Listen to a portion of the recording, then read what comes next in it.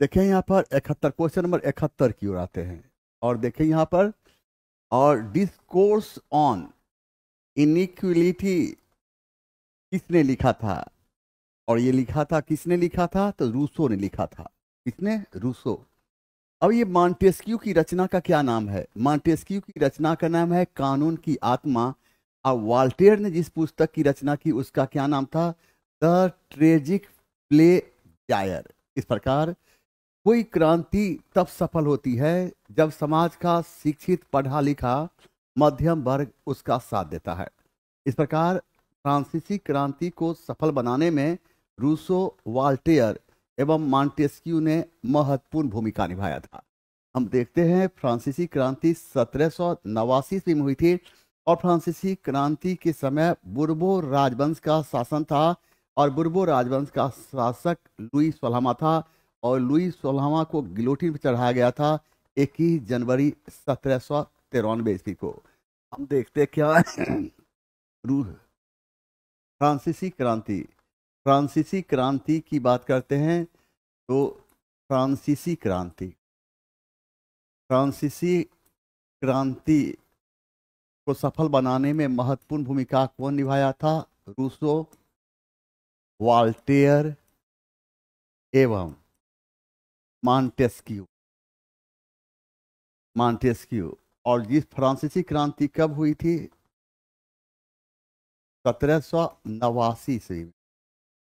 1789 ईस्वी में फ्रांसीसी क्रांति समय किस राजवंश का शासन था? तो बुर्बो राजवंश का शासन था। किस राजवंश का? बुर्बो राजवंश का शासक। और बुर्बो राजवंश का शासक कौन था? लुई 16वां था। कौन था? लुई 16वां। और लुई 16वां को गिलोटिन पर कब चढ़ाया गया था? 21 जनवरी। कब चढ़ाया गया था? 21 जनवरी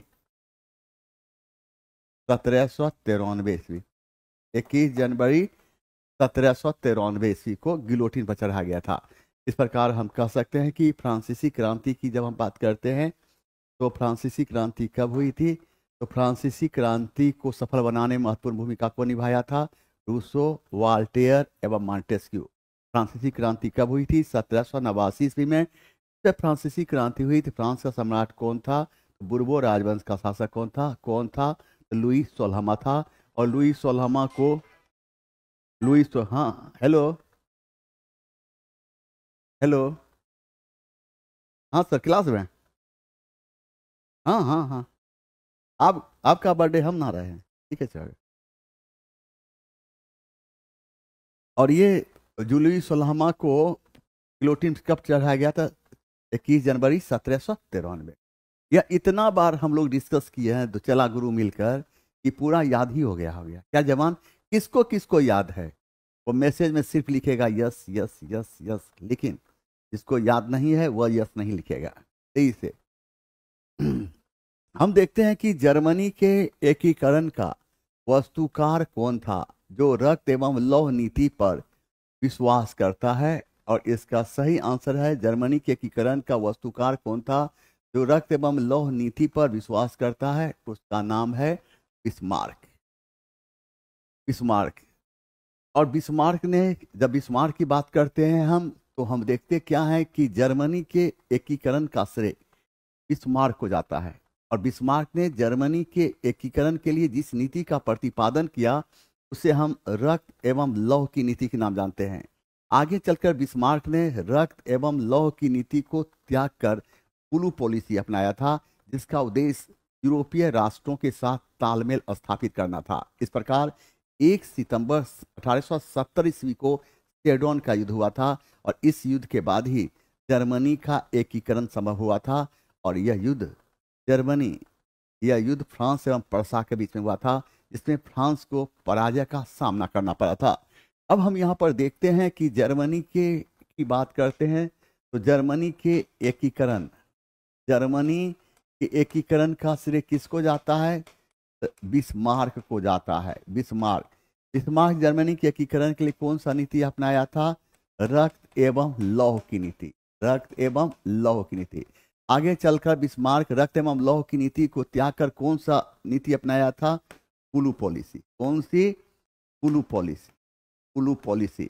उसका उद्देश्य क्या था यूरोपीय राष्ट्रों के साथ उद्देश्य यूरोपीय राष्ट्रों के साथ उद्देश्य था यूरोपीय राष्ट्रों के साथ तालमेल स्थापित करना। यूरोपीय राष्ट्रों के साथ तालमेल स्थापित करना, तालमेल स्थापित करना था। अब यहाँ पर हम देखते हैं कि आगे चलकर बिस्मार्क की जब हम बात करते हैं तो सेडोन का युद्ध कब हुआ था, याद रखना है। सेडोन का युद्ध हुआ था 1 सितंबर 1870 ईस्वी को। और ये युद्ध किसके किसके बीच हुआ था? फ्रांस एवं पर्सा के बीच, फ्रांस एवं पर्सा के बीच। और इस युद्ध में किसकी जीत हुई थी? पर्सा की।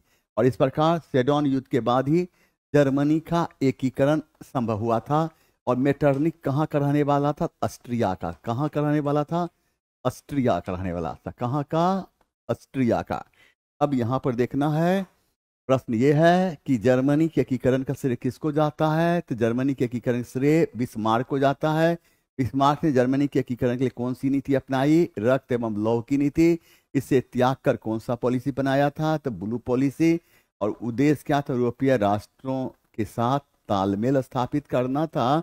और पूछेगा कि सेडोन का युद्ध कब हुआ? तो 1 सितंबर 1870 ईस्वी को। यह युद्ध किसके? फ्रांस और पर्सा के बीच में। इसमें जीत किसकी हुई थी? पर्सा की। हार किसकी हुई? फ्रांस की। और इस युद्ध में जीत के साथ ही जर्मनी का एकीकरण संभव हुआ। इस प्रकार मेटरनिक कहाँ का था? ऑस्ट्रिया का था। यहां देखिए, लाल कुर्ती की टुकड़ी का गठन किसने किया था? तो लाल, और देखें यहाँ पर लाल कुर्ती की टुकड़ी का गठन किसने किया था? तो किसने किया था? गैरीबाल्डी ने किया था। गैरीबाल्डी ने किया था। तो अब हम इस प्रकार कह सकते हैं कि इटली के एकीकरण का श्रेय मेजिनी, गैरीबाल्डी एवं काउंट द काबुर को जाता है। और गैरीबाल्डी को कहा जाता है एकीकरण का, इटली के एकीकरण का तलवार। क्या कहा जाता है? इटली के एकीकरण का, इसे इटली के एकीकरण का तलवार कहा जाता है। अब हम देखते हैं कि इटली के एकीकरण का श्रेय किसको जाता है? इटली के एकीकरण का श्रेय किसको जाता है? मेजिनी, गैरीबाल्डी एवं काउंट द काबुर को जाता है। काउंट द काबुर को जाता है। और याद रखना है, गैरीबाल्डी को क्या कहा गया? गैरीबाल्डी को कहा गया इटली की एकीकरण का तलवार। गैरीबाल्डी को क्या कहा गया? इटली के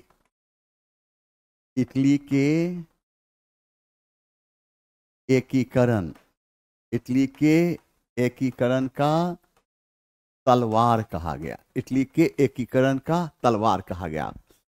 इटली के एकीकरण का तलवार कहा गया। अब यहाँ देखना है कि इटली के एकीकरण का श्रेय किसको जाता है?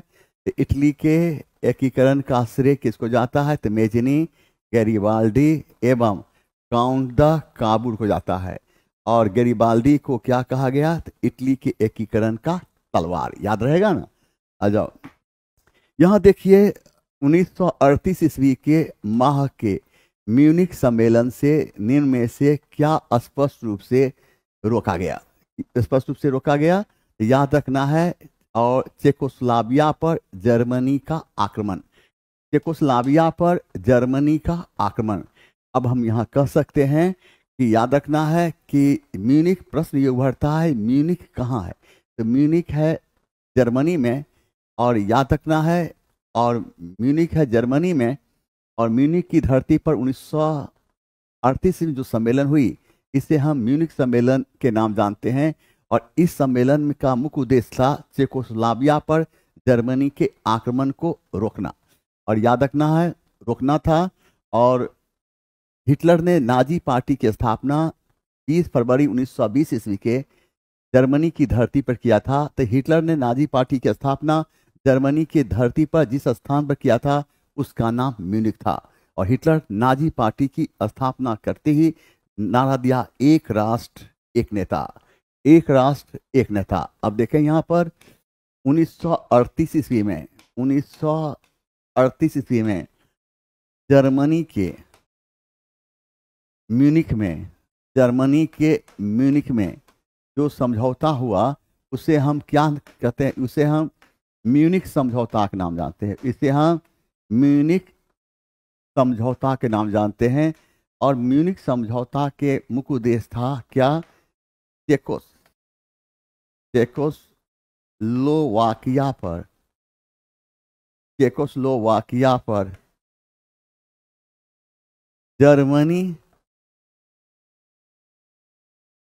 जर्मनी के आक्रमण को रोकना था। जर्मनी के आक्रमण को रोकना था। अब प्रश्न ये उभर जाता है हम देखते हैं कि हिटलर कहाँ का था? तो हिटलर कहाँ का था? हिटलर जर्मनी का रहने वाला था। कहाँ का था? हिटलर जर्मनी का रहने वाला था। और हिटलर जर्मनी की धरती पर कब? तो नाजी पार्टी का गठन किया। और नाजी पार्टी का गठन कब किया था? 20 फरवरी 1920 ईस्वी को। 20 फरवरी 1920 ईस्वी को। और नाजी पार्टी की स्थापना के साथ ही और हिटलर ने क्या नारा दिया? एक राष्ट्र। क्या नारा दिया? एक राष्ट्र एक नेता। एक राष्ट्र एक नेता का नारा दिया था। अब यहां पर देखना है, तुम इसको नहीं पढ़ सकते हो तो हिंदियों नहीं पढ़ा पाता तुमको। तुम नहीं 1938 इसको नहीं पढ़ सकते हो। देखो वहां पर यहां से पढ़ा रहा है, ये जर्मनी नहीं पढ़ सकता इसको। अरे गजब का है। ये म्यूनिख, इसको तुम नहीं पढ़ सकते हो। ये देखो तो ये म्यूनिख सम्मेलन नहीं पढ़ सकते हो, म्यूनिख समझौता नहीं पढ़ सकते हो। इधर इसको चेकोस्लोवाकिया इसको नहीं पढ़ सकते हो। ये जर्मनी नहीं पढ़ सकते हो। आक्रमण इसको नहीं पढ़ सकते हो। और यहाँ पर देखो 1938 ईस्वी में जाओ, पहले तो आप बेसिक तैयार करो तब आना। ये सब तुम डायरेक्ट इसमें मत आया करो, जब थोड़ा पढ़ल लिखल हो जाए तब आओ। ये किसके लिए है? हाईली बोनाफाइड के लिए है। ये है डिस्कशन। ये हाईली बोनाफाइड जो है, पूरी तरह से जिसकी तैयारी हो चुकी है, जिससे समझ में आता है। अब डॉक्टर के चिट्ठा कौन समझ सकता है? डॉक्टर के चिट्ठा कौन समझेगा? ये बताओ। तुम समझोगे डॉक्टर का चिट्ठा? नहीं। जो मेडिकल से जुड़ा है वही समझेगा। ये हिस्ट्री, ये कैसे इतिहास है, ये और सब्जेक्ट नहीं है। यहाँ तुमको लिखेंगे सुरकोटदा, तो किताब में भी लिखल में तो दिक्कत होगी। सुतका गेंडोर, तो किताबों में देखा दिक्कत होगी। पहले बेसिक तैयार करो तब हमसे पढ़ना। जाओ यहाँ बेसिक तैयार कर लो, पहले बेसिक तैयार करो तब आओ मेरे पास। देखो यहाँ पर 1938 ईस्वी में कहाँ सम्मेलन हुआ था? तो जर्मनी में कहाँ हुआ था? तो म्यूनिख में। इसे क्या कहा गया? म्यूनिख समझौता। या बताओ, यहाँ पर हम कहते हैं कि इस समझौता में क्या लिया गया? तो चेकोस्लोवाकिया पर किसके आक्रमण को रोकना था? तो जर्मनी के आक्रमण को रोकना था। अब पूछिएगा आपसे, हिटलर ने नाजी पार्टी का गठन कहाँ किया? तो जर्मनी में। कब किया? तो 20 फरवरी 1920 को। हिटलर ने क्या नारा दिया? तो एक राष्ट्र एक नेता का नारा दिया। अब देखिए, रूस की बोल्शेविक क्रांति का नेतृत्व किया था। तो रूस के बोल्शेविक क्रांति का नेतृत्व कौन किया था? लेनिन। तो 1917 ईस्वी में रूस की धरती पर जो क्रांति हुई उसे हम रूसी क्रांति के नाम जानते हैं। रूसी क्रांति को हम बोल्शेविक क्रांति के नाम से भी जानते हैं। रूस के शासक को जार कहा जाता था। इस प्रकार 1917 की रूसी क्रांति रूस के शासक जार निकोलस द्वितीय के शासनकाल में हुई थी। रूसी क्रांति का नायक लेनिन था, तो वहीं आधुनिक रूस का निर्माता स्टालिन था। अब देखो यहाँ पर 1917 ईस्वी में रूस की धरती पर जो क्रांति हुई उसे हम रूसी क्रांति के नाम जानते हैं। रूसी क्रांति के नाम जानते हैं। रूसी क्रांति को हम क्या कहते हैं? इसे हम बोल्शेविक क्रांति के नाम जानते हैं। बोल्शेविक क्रांति के नाम जानते हैं। बोल्शेविक क्रांति के नाम जानते हैं। और रूस के शासक को क्या कहा जाता था? जार। 1917 की रूसी क्रांति रूस के शासक जार निकोलस द्वितीय के शासन काल में हुई थी। रूसी क्रांति का नायक कौन था? लेनिन। और आधुनिक रूस का निर्माता कौन था? तो आधुनिक रूस का निर्माता स्टालिन था। इसको हम हजारों बार पढ़ा है और हमको लगता है कि टोटल का टोटल याद हो गया, जो कंटिन्यू रहता होगा मेरा क्लास में। अब यहाँ पर हम देखते हैं ट्राटस्की, और कहाँ का था? तो रूस का था। और किसका गठन किया था? तो लाल सेना का, लाल सेना का गठन किया था। अब हम देखते हैं कि 1917 ईस्वी में 1917 ईस्वी में रूस की धरती पर जो क्रांति हुई, इसे हम किस नाम? बोल्शेविक क्रांति के नाम जानते हैं। बोल्शेविक क्रांति। रूस के शासक को क्या कहा गया? जार कहा जाता था। 1917 की रूसी क्रांति को क्या कहा? जार निकोलस द्वितीय कहा गया। रूसी क्रांति का नायक कौन था? लेनिन। आधुनिक रूस का निर्माता स्टालिन को माना गया। ट्राटस्की कहाँ का था? तो रूस का। इसने किस सेना का गठन किया था? लाल सेना का गठन किया था। प्रथम विश्व युद्ध के बाद विजय मित्र राष्ट्र गुट ने किस देश के साथ वर्साय की संधि की थी? किस देश के साथ?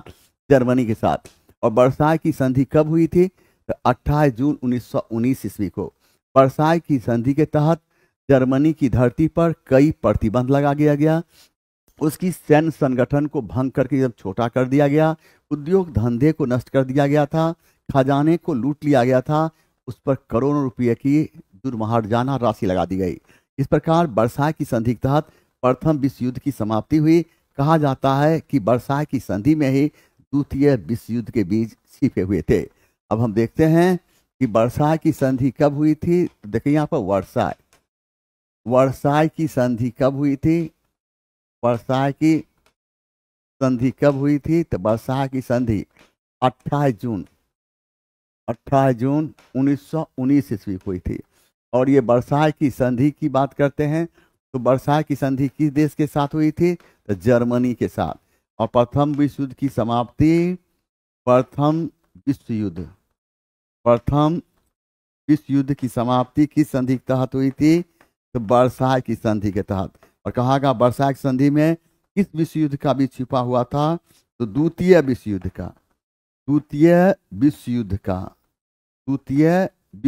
का बीज छिपा हुआ था।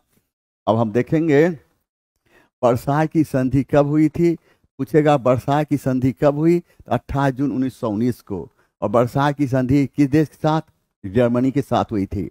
पूछेगा कि वर्साय की संधि के तहत किस युद्ध की समाप्ति हुई? तो प्रथम विश्व युद्ध की समाप्ति हुई। और वर्साय की संधि में किस युद्ध का बीज छिपा हुआ था? द्वितीय विश्व युद्ध का बीज छिपा हुआ था। आप आइए, अब हम देखते हैं कि 1789 की क्रांति के बाद फ्रांस में किस प्रकार की शासन व्यवस्था स्थापित की गई थी, और इसका सही है संवैधानिक राजतंत्र। और फ्रांसीसी क्रांति की शुरुआत कब हुई थी?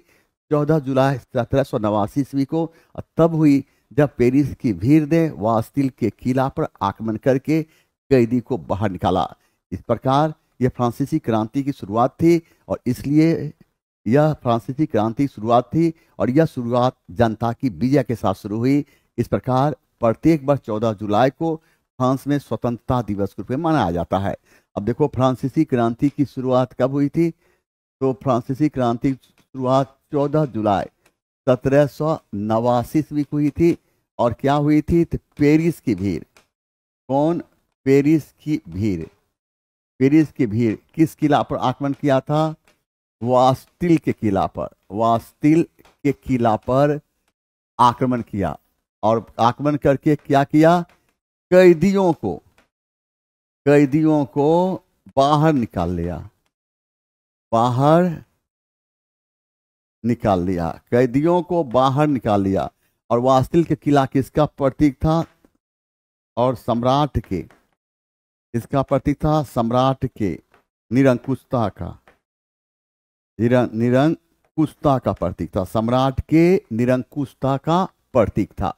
अब हम देखेंगे, देखते जाओ, यहाँ पर है। पूछेगा कि फ्रांसीसी क्रांति की शुरुआत कब? 14 जुलाई 1789 कैसे हुई? तो पेरिस की भीड़ कहाँ? तो वास्तिल के किला पर आक्रमण करके क्या किया? कैदियों को बाहर निकाल लिया। और ये वास्तिल किला किसका प्रतीक था? सम्राट के निरंकुशता का प्रतीक था। ठीक ना? आइए, अरे जो हम वर्ल्ड हिस्ट्री पढ़ा दिए काश एको लाइन कहाँ पूछा, एको लाइन बाहर कहाँ जा रहा है? लोट विद्रोह नहीं होता, लिखना पहले सीख। लोटा विद्रोह होता है। लोट विद्रोह कहां से पढ़ लेता है रे? लोटा विद्रोह होता है, लोट विद्रोह करता है। इधर वाशिंगटन सम्मेलन 1921-1922 मुख्य रूप से किस विषय से संबंधित था? और इसका समय है क्या? पूर्वी एशिया की राजनीति से। अब हम ये कहेंगे, और अब हम देखते हैं कि वाशिंगटन सम्मेलन, देखता जाए यहाँ पर, वाशिंगटन सम्मेलन, वाशिंगटन, वाशिंगटन सम्मेलन, वाशिंगटन सम्मेलन, सम्मेलन किस देश ने बुलाया था? तो अमेरिका ने बुलाया था, अमेरिका। और अमेरिका की राजधानी वाशिंगटन जो सम्मेलन हुई, इसे वाशिंगटन सम्मेलन कहा गया। और इस सम्मेलन का समय है 1921 से 1922 ईस्वी। और इस सम्मेलन का मुख्य उद्देश्य क्या था? निशस्त्रीकरण पर। किस पर बल दिया गया? निशस्त्रीकरण पर, निशस्त्रीकरण पर बल दिया गया, यानी हथियार समाप्ति पर बल दिया गया। पूछेगा कि वाशिंगटन सम्मेलन को कौन बुलाया था? अमेरिका ने। ये सम्मेलन कहाँ? वाशिंगटन में। कब हुआ? तो 1921 से 1922 के दौरान। उद्देश्य क्या था? इस सम्मेलन में निशस्त्रीकरण पर बल दिया गया, निशस्त्रीकरण पर बल दिया गया। फिर थैंक यू लिखता है, थैंक यू ठीक से लिखो। यहां पर देखो, अब है कैसे सर? बढ़िया। यहां देखिए, हिटलर जर्मनी का चांसलर कब बना? तो 1933 में। हिटलर को जर्मनी का चांसलर 1933 बनाया गया, जो 1945 तक अपने पद पर रहा था। हिटलर ने अपनी आत्मकथा मीन कैंप के नाम से लिखा, जिसका अर्थ होता है मेरा संघर्ष।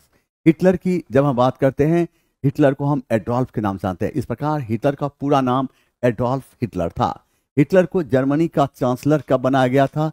1933 ईस्वी में।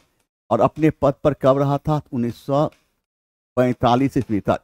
और याद रखना है, और हिटलर की जब हम बात करते हैं, तो हिटलर की बात करते हैं तो हिटलर अपनी आत्मकथा किन नाम से लिखा?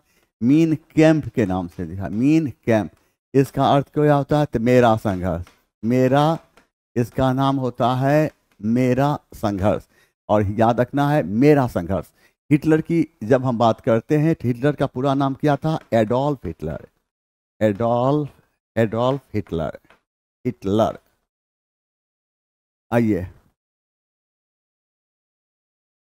यहाँ पर,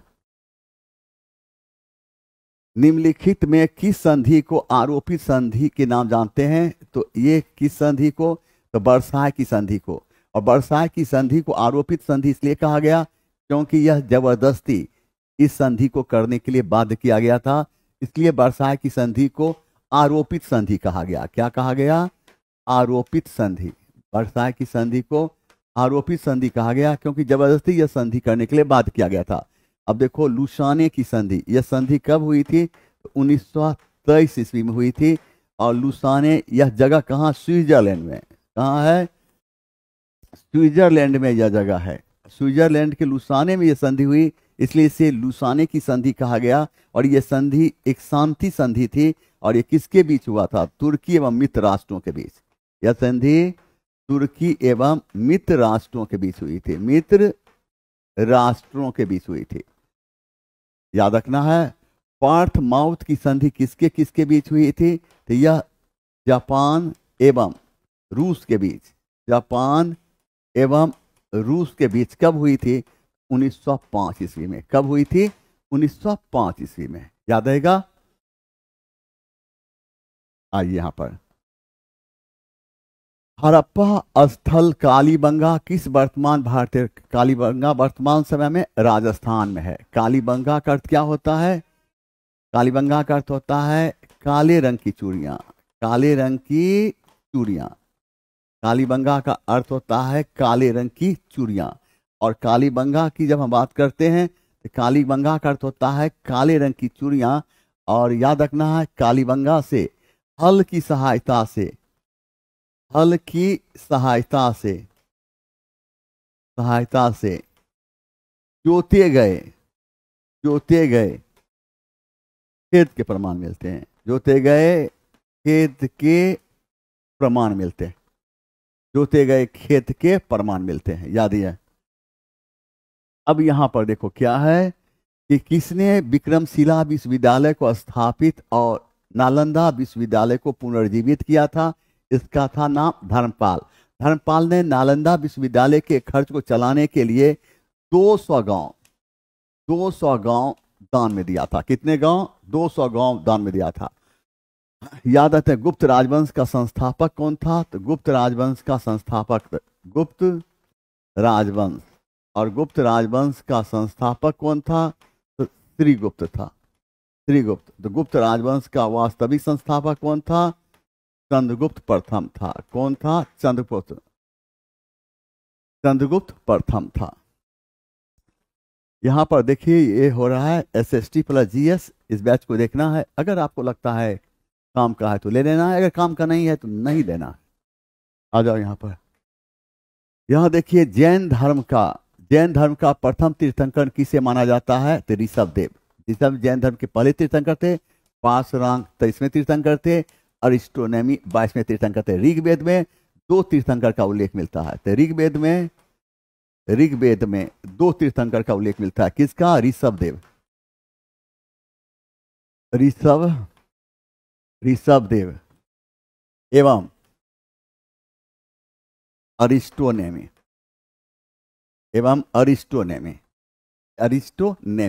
अब हम अपने जवान थोड़ा सा बात करेंगे।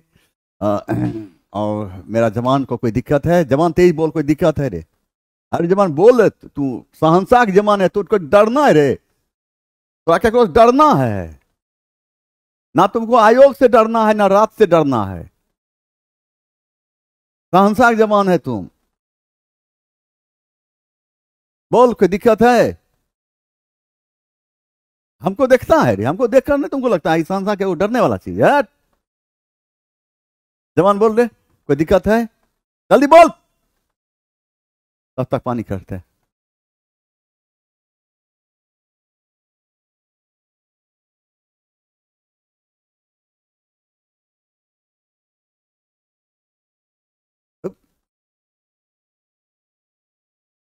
नो नो लिख देता है। देखो, मेगास्थनीज किसके शासन काल में भारत आया था? तो मेगास्थनीज किसके शासन काल में भारत आया था? तो मेगास्थनीज किसके शासन काल में भारत आया था? तो चंद्रगुप्त मौर्य। किसके समय में? चंद्रगुप्त मौर्य। चंद्रगुप्त मौर्य की जब हम बात करते हैं, चंद्रगुप्त मौर्य।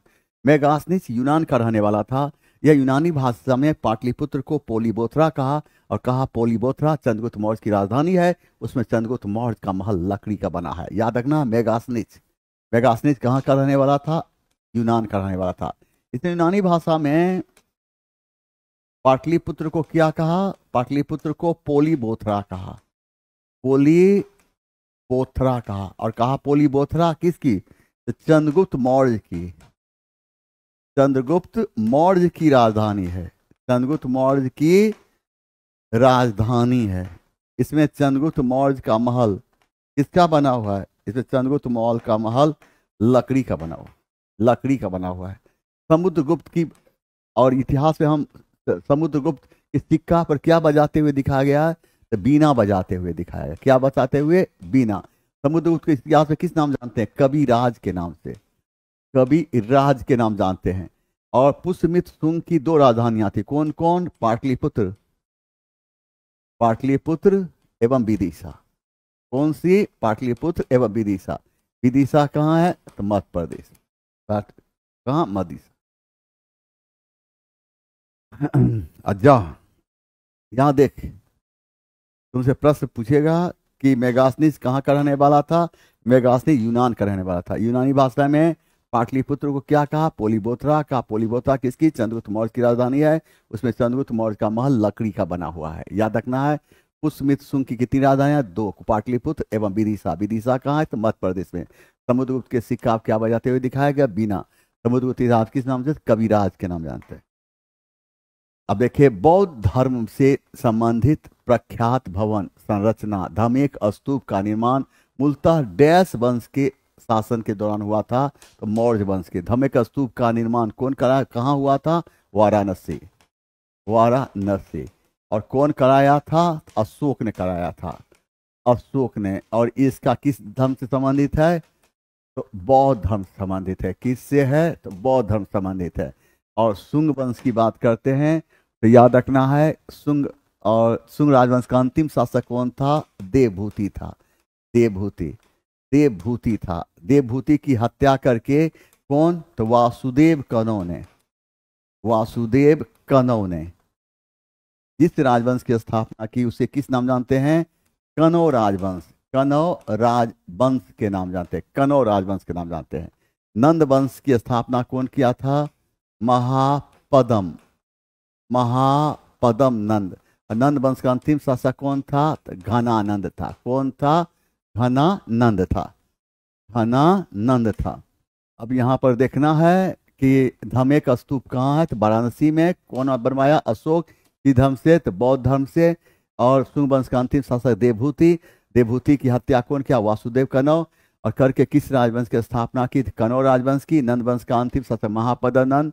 और अंत नंद वंश की स्थापना कौन किया? महापदनंद। नंद वंश का अंतिम शासक घनानंद था। आइए, निम्न में कौन सही तथ्य है? मुद्रा राक्षस पुस्तक के लेखक विशाखदत्त हैं, सही है। मुद्रा राक्षस पुस्तक मौर्य इतिहास संबंधित है, सही है। देवी चंद्रगुप्तम पुस्तक के लेखक विशाखदत्त है, सही है। देवी चंद्रगुप्तम पुस्तक गुप्त काल से संबंधित है, यह सही है। 1 2 3 4, 1 2 3 4 किसी में है नहीं, तो इसका सही उपयुक्त में से एक से अधिक, ठीक ना। अब देखो, गुप्त प्रशासन में महाबलाधिकृत किसको कहा गया? तो सेना प्रमुख को। और न्याय का प्रमुख महादंड नायक, महादंड नायक कहा गया, महादंड नायक। विदेशी मामला के प्रमुख को कहा गया महासंधि विग्रहिक, महासंधि विग्रहिक कहा गया, महासंधि विग्रहिक। आइए, पंजाब में कूका आंदोलन, आंदोलन का प्रारंभ उद्देश्य क्या था? तो सिख धर्म के परिष्कृत करना। कूका आंदोलन का प्रारंभ 1872 ईस्वी में हुआ था पंजाब में, और इसका नेतृत्व राम सिंह कूका ने किया था। और यह किसके? गौ हत्या के विरोध में हुआ था, गौ हत्या के विरोध में हुआ था। तो कूका आंदोलन की बात करते हैं। कूका आंदोलन, कूका आंदोलन, कूका आंदोलन कब हुआ था? 1872 ईस्वी में। कहाँ? पंजाब में। और कौन किया था? राम सिंह कूका, राम सिंह कूका ने किया था, राम सिंह कूका ने किया था। और किसके विरोध में? गौ हत्या के विरोध, गौ हत्या के विरुद्ध हुआ था। आइए,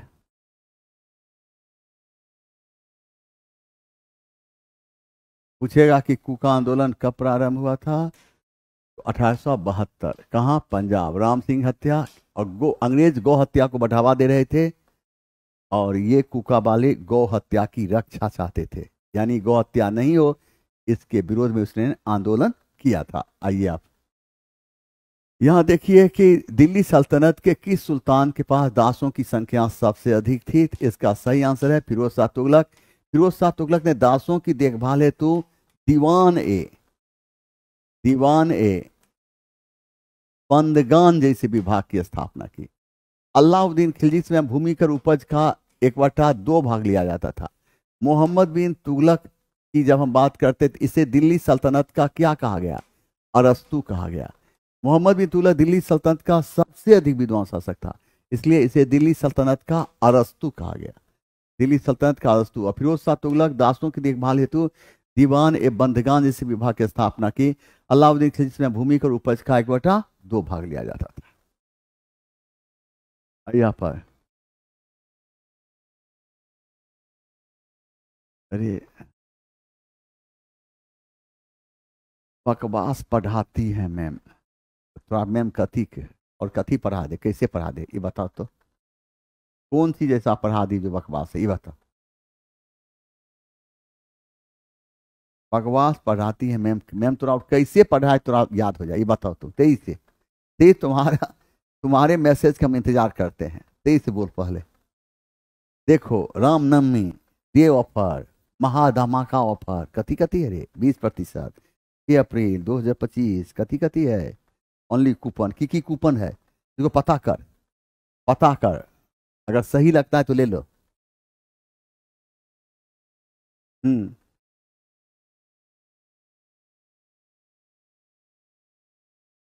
आ जाओ। देखो, निम्न में से कौन रचना पुष्पभूति वंश के महान शासक हर्षवर्धन द्वारा है? रत्नावली, नागानंद, प्रियदर्शिका। इसका सही उपर्युक्त में से एक से अधिक। गुर्जर प्रतिहार वंश का संस्थापक किसको मानते? नागभट्ट प्रथम। गुर्जर प्रतिहार राजवंश का संस्थापक कौन था? तो नागभट्ट प्रथम। गुर्जर प्रतिहार राजवंश का शासक कौन था? तो वत्सराज। वत्सराज कहाँ पर आक्रमण किया था? कन्नौज पर। कन्नौज पर आक्रमण करके किस संघर्ष की शुरुआत की? त्रिपक्षीय संघर्ष। त्रिपक्षीय संघर्ष की शुरुआत की। और त्रिपक्षीय संघर्ष में कौन कौन राजवंश के शासक शामिल थे? गुर्जर, गुर्जर प्रतिहार वंश के शासक, पाल वंश के शासक, फिर राष्ट्रकूट राजवंश के शासक, राष्ट्रकूट राजवंश के शासक, राष्ट्रकूट राजवंश के शासक। गुर्जर प्रतिहार राजवंश का सबसे प्रसिद्ध शासक कौन था? गुर्जर प्रतिहार वंश का सबसे प्रसिद्ध शासक मिहिर भोज था। मिहिर भोज वैष्णव धर्म में आस्था व्यक्त करते हुए क्या किया? आदि वराह की, आदि वराह की उपाधि धारण की थी। कैसे हैं? कैसी तबीयत है? कैसी तबीयत है? हम्म? बोकारो का क्या हाल है?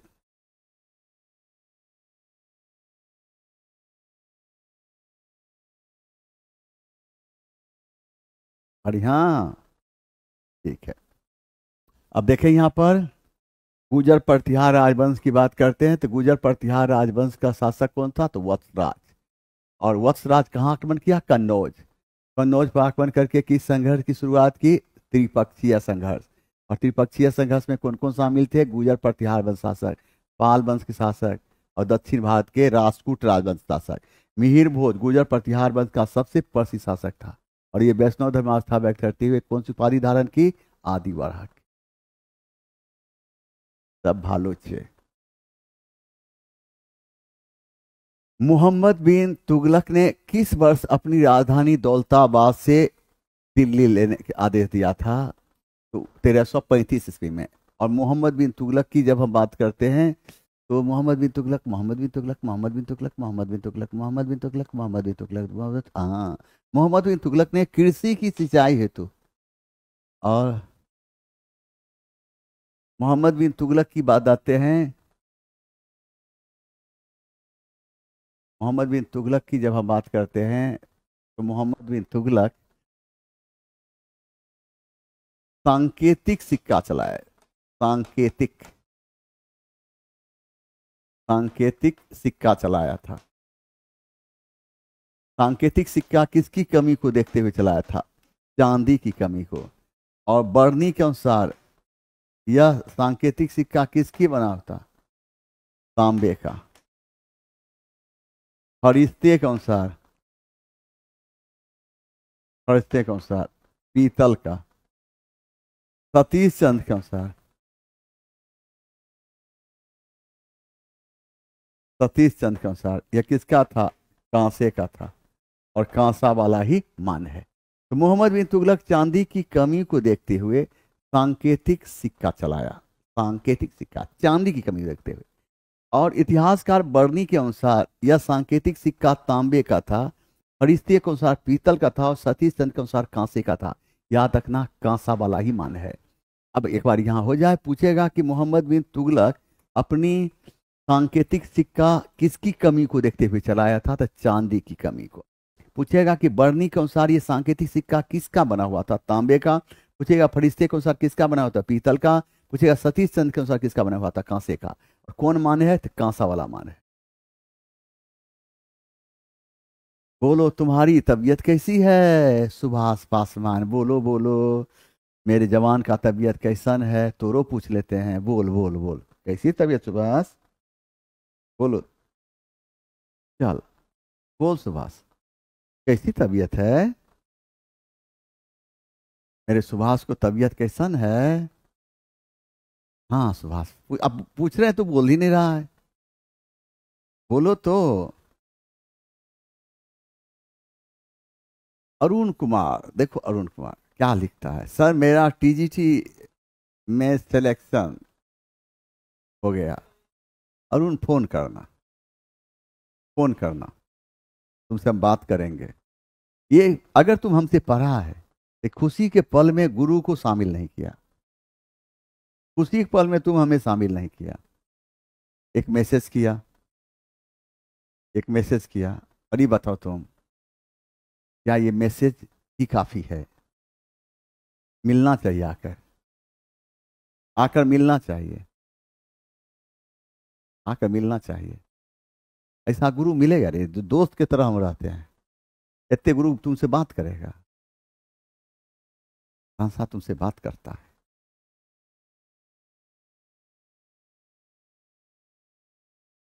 संसा कैसे हैं? ना कोई उमंग है ना कोई तरंग है, मेरी जिंदगी है क्या एक कटी पतंग है। देखो यहाँ पर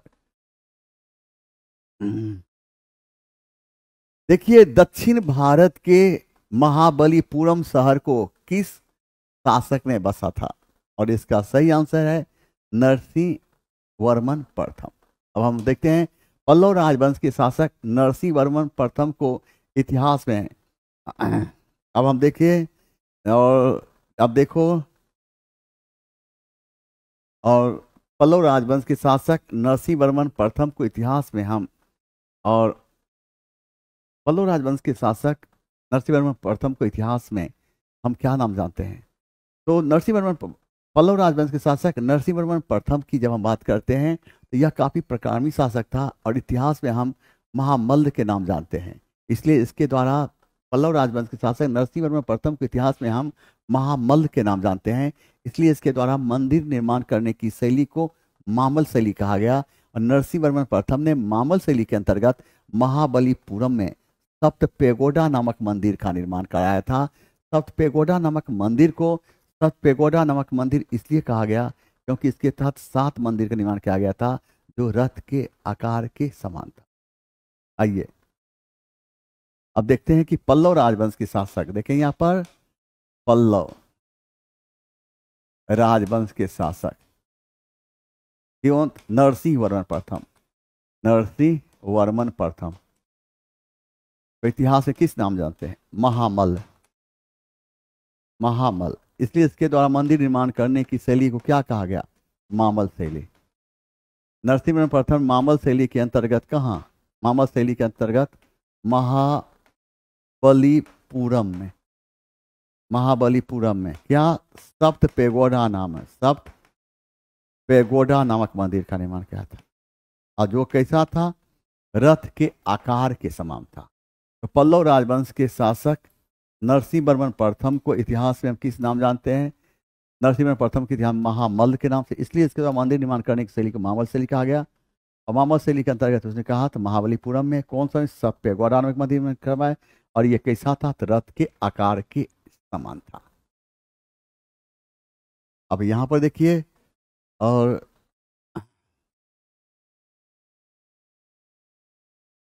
पल्लव राजवंश के शासक महेंद्र वर्मन प्रथम ने एक पुस्तक की रचना की।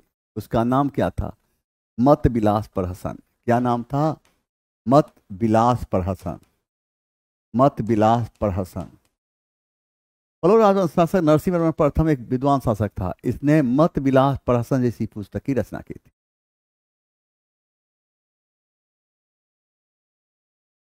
आ जाओ, अब देखो चोल राजवंश के शासक राजेंद्र चोल प्रथम, इसने कौन सी उपाधि? इसने गंगैकोंड, इसने गंगैकोंड चोल की उपाधि धारण की, गंगैकोंड चोल की उपाधि धारण की, एवं गंगैकोंड चोलपुरम नामक नगर का निर्माण कराकर अपनी राजधानी बनाया था।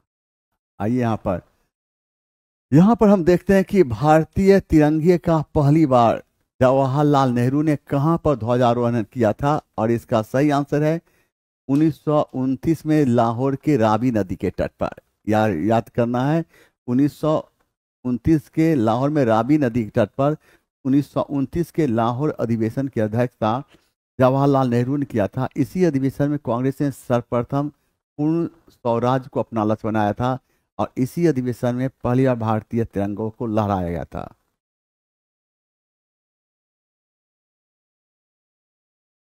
हाँ हेलो।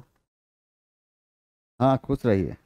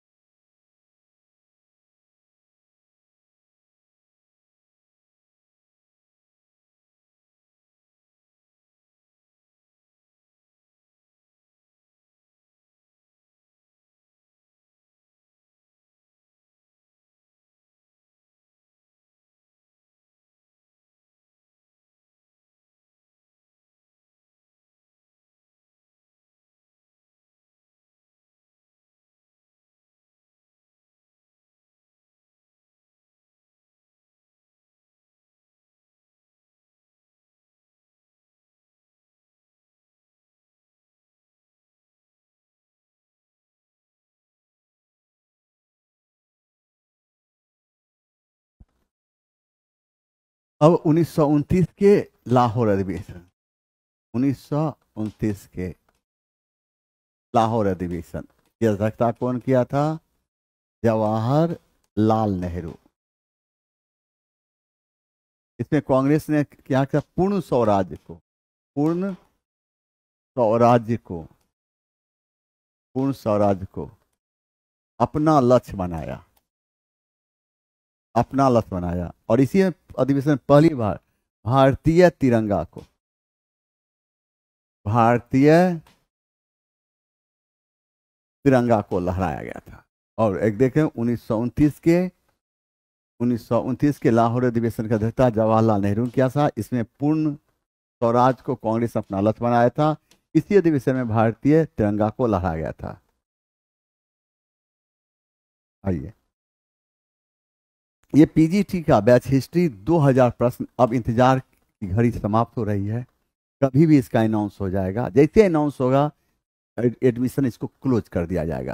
तो 2000 ये प्रश्न होंगे। इसे 4 ऑप्शन के साथ जब हम व्याख्या करेंगे तो टोटल 8000 प्रश्न हो जाएगा। 8000 प्रश्न पर जब हम बोलेंगे तो इतिहास में कुछ भी नहीं बचेगा। बस इसका एडमिशन अब बंद होने वाला है। इसके बाद इसकी डिस्कशन शुरू हो जाएगी। ठीक है, आ जाओ।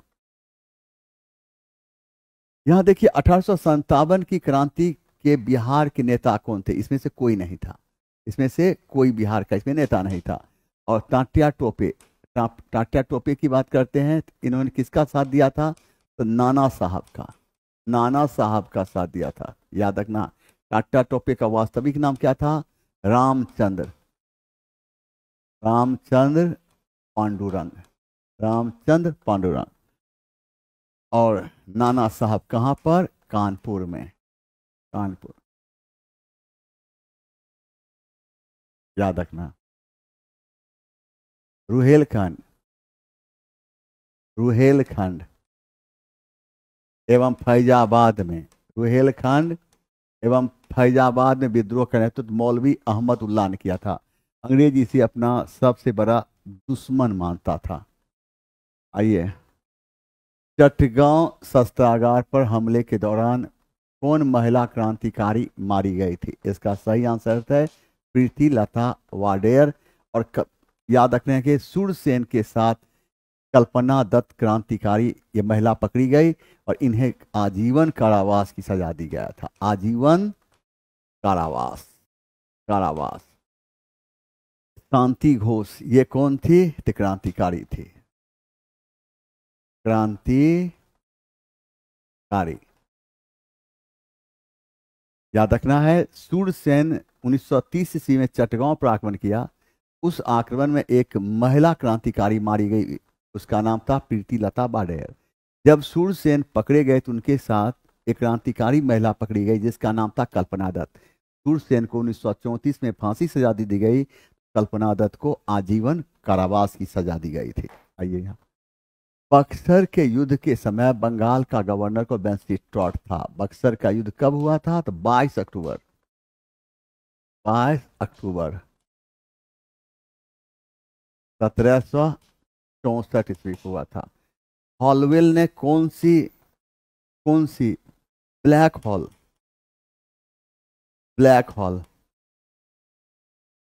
ब्लैक होल की घटना का संबंध हॉलवेल से है। कहा जाता है कि ब्लैक होल की ये कथा कौन बनाया था? तो ब्लैक होल ये घटना हुई नहीं थी। इस झूठ फूस ये सिरादौला पर ब्लैक होल का आरोप लगाया। वह कौन था? तो हॉलवेल। क्लाइव की बात करते हैं। भारत में अंग्रेजी सत्ता का संस्थापक कहा जा सकता, और क्लाइव को भारत में अंग्रेजी सत्ता का संस्थापक, अंग्रेजी सत्ता का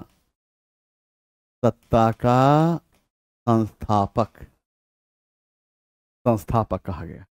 आइए, 1916 ईस्वी में कांग्रेस और मुस्लिम लीग का संयुक्त अधिवेशन कहाँ हुआ था? लखनऊ में। और लखनऊ अधिवेशन की अध्यक्षता कौन किया था? अंबिका चरण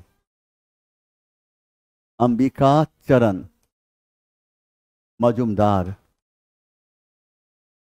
1947 के दिल्ली अधिवेशन की अध्यक्षता कौन किया था? डॉक्टर राजेंद्र प्रसाद। कानपुर अधिवेशन की अध्यक्षता 1925 में कौन किया था? सरोजिनी नायडू। हो गया। आइए, निम्नलिखित को मिलाइए। ब्रह्म समाज राजा राममोहन राय, रामकृष्ण मिशन स्वामी विवेकानंद, आज समाज स्वामी दयानंद सरस्वती, सत्यशोधक समाज ज्योतिबा फुले। अभी मिलाइए। ए का 3,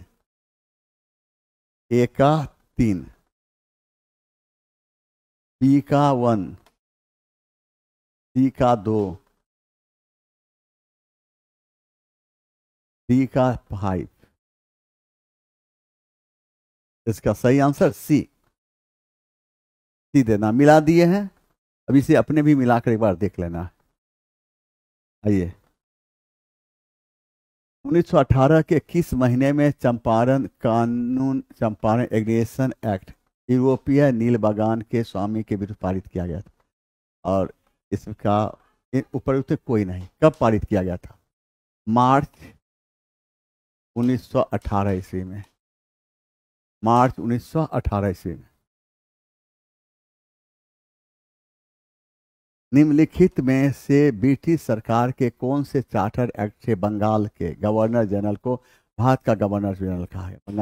1833 या 1813 के एक्ट के तहत क्या हुआ था?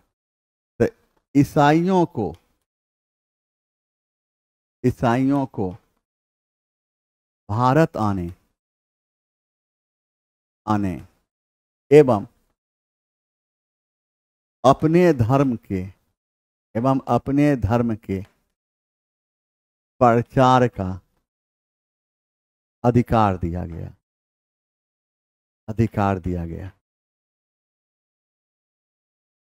1913 के एक्ट के तहत ईस्ट इंडिया कंपनी के व्यापारिक अधिकार में कटौती की गई। 1813 के एक्ट के तहत भारतीयों की शिक्षा पर प्रति वर्ष 1 लाख रुपया खर्च करने का प्रावधान किया गया। 1813 के एक्ट के तहत ईसाइयों को भारत आने एवं अपने धर्म के प्रचार करने का अधिकार दिया गया। 1853 के चार्टर एक्ट के तहत क्या हुआ था? तो नागरिक सेवा में भर्ती हेतु सर्वप्रथम प्रतियोगिता परीक्षा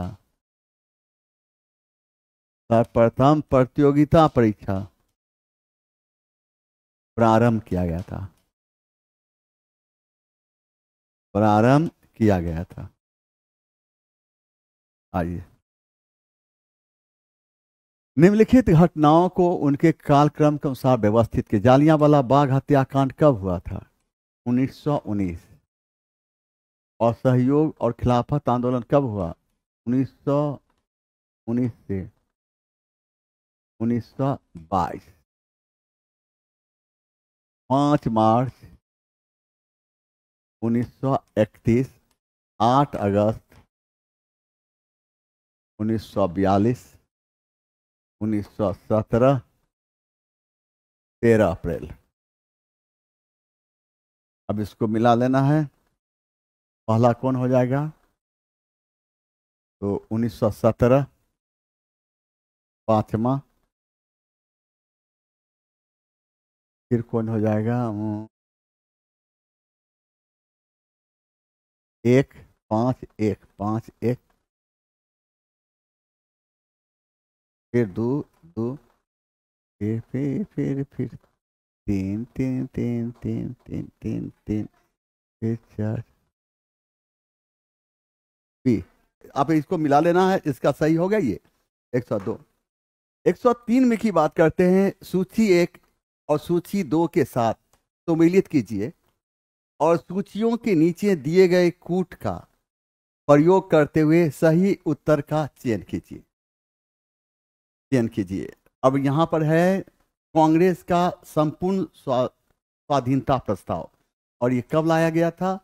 तो अब इसका सही आंसर हो जाता है 31 दिसंबर 1929। पूर्ण स्वराज दिवस कब मनाया गया? 26 जनवरी 1930। दांडी मार्च कब लाया गया? तब 12 मार्च 1930। और द्वितीय गोलमेज कॉन्फ्रेंस कब हुआ था? तो इसका सही आंसर है 31 दिसंबर 1929। अब यहाँ पर हम मिलाएंगे। 1 का सही आंसर बी, 1 का सही आंसर बी, और 2 का ए, 3 का डी, 4 का, और यहाँ पर 4 का ई। इसका सही आंसर बी हो जाता है। और हम यहाँ पर द्वितीय गोलमेज सम्मेलन की जब बात करते हैं, कहीं है ना द्वितीय गोलमेज, और द्वितीय गोलमेज सम्मेलन इसको कर देना है ई में कर देना, ई ई ई, द्वितीय गोलमेज सम्मेलन ई, सितंबर 1931। और इसके हम ऐसे मिलाते हैं तो इसका सही आंसर बी हो जाता है। तो एक बार हम फिर एक बार चेक भी कर लेते हैं। तो पहला का बी, 31 1929, दूसरा का ए, और पूर्ण स्वराज दिवस, ठीक है।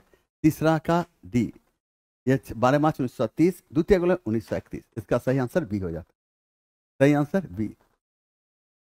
आइए, यहाँ पर क्या है कि पटना में और बहावी आंदोलन के प्रमुख नेता, पटना में बहावी आंदोलन के प्रमुख नेता थे, और ये सही आंसर है विलायत अली एवं इनायत अली, और इसका सही आंसर है ए। सही आंसर ए। और याद रखना है, बहावी आंदोलन कहाँ से प्रारंभ हुआ था? अरब। कहाँ से? अरब। अरब में कहाँ से प्रारंभ हुआ था? ईरान। बहावी आंदोलन का मुख्य उद्देश्य क्या था? इस्लाम के शुद्ध रूप को बहाल करना।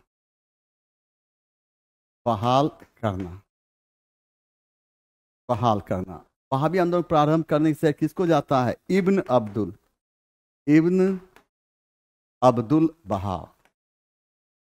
अब्दुल बहाव, इसलिए इसके नाम पर इस आंदोलन का नाम पड़ा वहाबी आंदोलन। अब वहाबी आंदोलन की प्रारंभ करते हैं, तो वहाबी आंदोलन कहाँ प्रारंभ हुआ? तो अरब में। कहाँ? ईरान में। इसका मुख्य उद्देश्य क्या था? इस्लाम के शुद्ध रूप को बहाल करना। वहाबी आंदोलन प्रारंभ करने से किसको? इब्न अब्दुल बहाव हुआ ना। यह देखो यहाँ पर संथाल विद्रोह की शुरुआत सिद्धू और कान्हू राजमहल कब हुई थी? तो 30 जून 1935। और याद रखना है, इस संथाल विद्रोह की बात करते थे, इसका समय क्या है? 1855 से 1856 ईस्वी। और संथाल विद्रोह के प्रमुख नेता कौन थे? सिद्धू, कान्हू, चांद और भैरव। पीजीटी कॉमन पेपर के ये बैच है, सहनसा सर पढ़ाएंगे। मैंने भी इस कानून का बहुत नाम सुना है, लेकिन थोड़ा गुस्सेल भी है। तो कहता है पसंद है तो कीजिए, नहीं पसंद है मत कीजिए। आइए, यहाँ पर देखते क्या है कि बिहार प्रांतीय सम्मेलन के दूसरे अधिवेशन भागलपुर में किसने कहा था कि बिहार प्रांतीय सम्मेलन का देश की राजनीतिक संस्थाओं में विशिष्ट स्थान है, विशेष करके इस अर्थ में कि इसमें हिंदू और मुसलमानों के समान रूप एक साथ मिलकर इसकी राजनीतिक कार्यवाही में भाग लेने के सिद्धांत को निरूपित किया जाए। और ये कौन कहा था? तो कौन कहा था? इसका सही आंसर क्या हो जाएगा? तो गोपाल कृष्ण गोखले। गोपाल कृष्ण गोखले याद रखना है। सुरेंद्र नाथ बनर्जी की बात करते हैं तो इन्होंने स्वदेशी आंदोलन का नेतृत्व किया था। स्वदेशी आंदोलन का नेतृत्व, स्वदेशी आंदोलन, स्वदेशी आंदोलन का नेतृत्व किया था, याद रखना है। और स्वदेशी आंदोलन कब प्रारंभ हुआ था? स्वदेशी आंदोलन 7 अगस्त 1905 ईस्वी को प्रारंभ हुआ था। लोकमान्य तिलक, और याद रखना है कि होम रूल आंदोलन के समय बाल गंगाधर तिलक लोकमान्य के नाम, होम रूल आंदोलन समय, होम रूल आंदोलन के समय, होम रूल आंदोलन के समय बाल गंगाधर तिलक किस नाम से प्रसिद्ध हुए थे? तो लोकमान्य के नाम, लोकमान्य के नाम से, याद रखें। और गोपाल कृष्ण गोखले को कहा क्या गया? भारत का हीरा, भारत का हीरा कहा गया, भारत का हीरा, भारत का हीरा कहा गया। चंपारण आंदोलन से संबंधित सत्य कथन पहचान करें। देखिए, अफ्रीका से लौटने के बाद गांधी जी ने भारत में नवोदित राष्ट्रवाद का पहला सफल प्रयोग किया, सही है। चंपारण में महात्मा गांधी के आगमन ने इस क्षेत्र के लोगों में उनके आंदोलन के सही होने की चेतना और नैतिक आस्था भर दी, सही है। गांधी जी के नेतृत्व में भारतीय राष्ट्रवाद का चंपारण में पहला प्रयोग अहिंसा, सत्य, धर्म, उन्मुक्ति पर बल दिया, यह सही है। भारत के सर्वप्रथम आर्थिक विषमताओं को दूर सामाजिक शुद्धिकरण, यह भी सही। इसका सही आंसर हो जाता है 1, 2, 3 और 4। तो 1, 2, 3, 4 कौन है? 1, 2, 3, 4 किसी में है? इसका सही आंसर डी हो, डी आ जाए। इधर देखिए, 1920 में कथन किनका है? हर आदमी अपने हृदय पर हाथ रखकर यह कहे कि क्या उसके मन में खुशी मानने का कोई कारण दिख पड़ता है, ये कहा था डॉक्टर राजेंद्र प्रसाद। महात्मा गांधी की जब हम बात करते हैं तो महात्मा गांधी के प्रयास स्वरूप दक्षिण अफ्रीकी सरकार ने 1914 ईस्वी में रंग भेद नीति को समाप्त किया, रंग भेद नीति को समाप्त किया था। मजरूल हक की बात करते हैं तो इन्होंने 1921 ईस्वी में सदाकत आश्रम की, सदाकत आश्रम की स्थापना किया था। 1921 ईस्वी में सदाकत आश्रम की स्थापना किया था। और सदाकत आश्रम कितने थे? 20 एकड़ भूमि पर फैला है, 20 एकड़ भूमि पर फैला हुआ है, भूमि पर फैला है। और ये 20 एकड़ भूमि कौन दान में दिया था? खैरू मियाँ ने दान दिया था। कौन दिया था? खैरू मियाँ दान में दिया। कौन दिया था? खैरू मियाँ। अब देखिए यहाँ पर बिहार उड़ीसा सरकार ने कब कांग्रेस स्वयंसेवक संघ, खिलाफत स्वयंसेवक, कौमी स्वयंसेवक दल और स्वयंसेवक तथा असहयोग स्वयंसेवक को गैर कानूनी संस्था घोषित कर दिया था? और इसकी सही आंसर क्या होगा? 23 बताने का प्रयास किए। 23 आंसर को अंदाजी पर मारना है। 23 से मारो, 23 से मार कर बता देना है। और इसका सही आंसर क्या? 23 बताओ, 1, 1, 1, इसका सही आंसर मार देना है 19 दिसंबर 1921। लास्ट क्वेश्चन की ओर हम आते हैं। बिहार किसान आंदोलन से कौन कौन जुड़े? स्वामी सहजानंद, काजीआनंद, राहुल संक्रांत। इसका सही आंसर है उपर्युक्त में से एक से अधिक, डी हो गया। और चलते चलते सांस आपको कहता है दिल की गहराइयों से सब बात है।